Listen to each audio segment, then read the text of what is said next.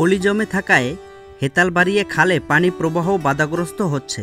দখল দূষণ এবং পলি মাটি জমে ভরাট হয়ে গেছে পটুয়াখালীর কলাপাড়া উপজেলার টিয়াখালী ইউনিয়নের হেতালবাড়িয়া খাল।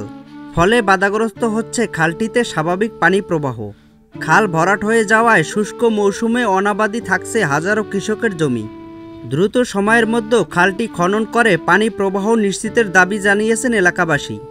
সলিশটা একেবারে টিয়াখালীর 3-4টা ওয়ার্ড নিয়ে এই পানিগুলো বর্ষার মৌসুম এখান থেকে একটা সলিশ দিয়ে বের হয়, কিন্তু আর কোনো সলিশ নাই না থাকায় এই খালটা আসলে চর ভরিয়ে গেছে ভরিয়া। এটা অতি জরুরি খনন করা দরকার।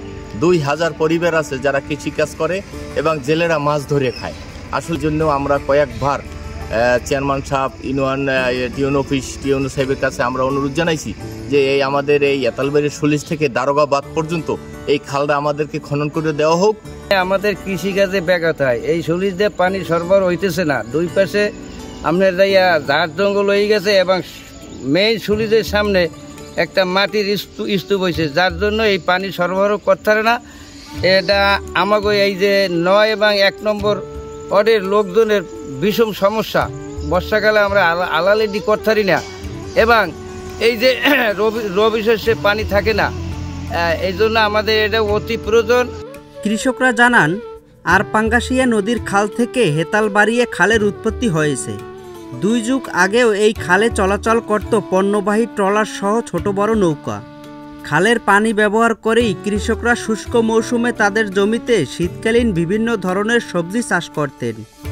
বর্তমানে দখল ও দূষণের কারণে অস্তিত্ব হারাতে বসেছে খালটি।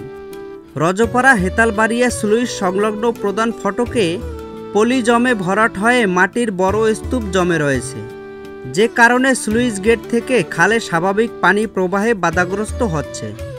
এছাড়া অনেকেই খালটি দখল করে গড়ে তুলেছেন ছোট ছোট স্থাপনা। পানি প্রবাহ কমে যাওয়ায় প্রায় 2 কিলোমিটারের এ খালটি অর্ধেক এখন মৃত।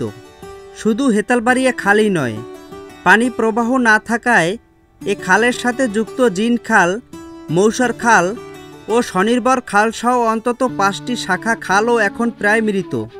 ফলে শীত মৌসুমে মিঠা পানির অভাবে রজপাড়া ও পশ্চিম বাদরতলী গ্রামের হাজারো কৃষক তাদের জমি চাষাবাদ করতে পারছেন না। অনেক সময় জমিতে বৃষ্টির পানি জমে ধানের বীজ নষ্ট হয়ে যায়। খাল মরে যাওয়ায় বৃষ্টির পানি খাল থেকে নদীতে নামতে পারে না।